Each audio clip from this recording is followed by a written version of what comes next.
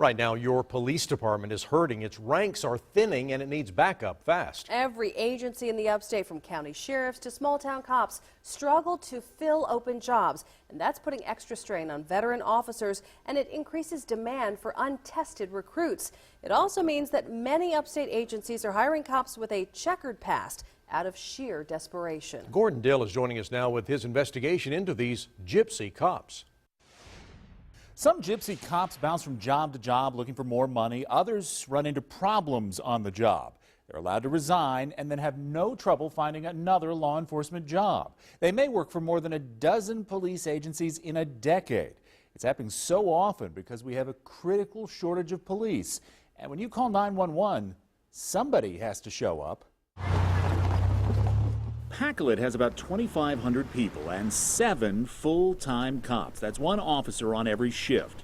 If one of those cops leaves town, well, that's where the problem starts, because the chief has to hire someone new. I had an ad in the newspaper. I put one on our website for, I think it was 3 months.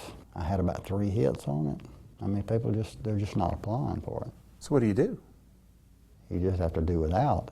In Williamston, Chief Tony Taylor has that problem every day. He had to replace 80% of his staff in the last 3 years. The chief has 2 open jobs right now. And while he gets plenty of applications, usually the applicants that you get in are what we call problems. Every sheriff, every chief has that same problem. What's the problem? Officers who go from department to department for another 25 cents an hour, never getting any real experience in any one community.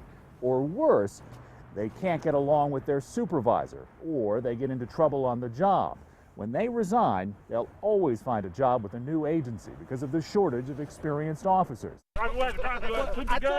At the South Carolina Criminal Justice Academy, where all new officers are certified, these problem police are known as gypsies. A gypsy cop. That's been termed an officer that you will see that will jump from agency to agency. They may have 8, 10 agencies under their belt within a 5-year period. We started tracking the case of one officer who fit the gypsy profile after this shooting on the campus of Spartanburg Methodist College.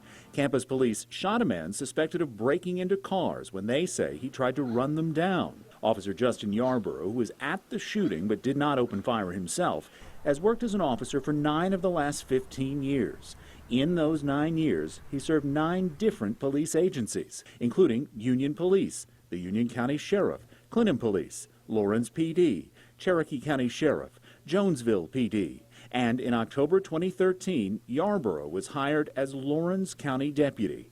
In February of last year, documents filed with the Criminal Justice Academy show he resigned from that job during investigation of alcohol use. Deputies said they could smell an odor of alcohol while Yarborough was responding to a call. Reports provided from the sheriff's office show deputies believed Yarborough's driving ability was compromised, and they said they discovered a half-empty bottle of rye whiskey and a baggie of assorted pills in his patrol cruiser. According to the state records, Yarborough said, "I'm not taking no drug test. I guess I'll resign," which is how he wound up spending 7 weeks with the Packlet Police. Another stop for a possible gypsy cop. You have agencies some agencies take the approach, we need warm bodies, and so they will hire that individual. They're going to get hired somewhere. Yeah, right, they're going to get hired somewhere. That's happened, yeah. It happens every day. It's happened here. I mean, it happens everywhere.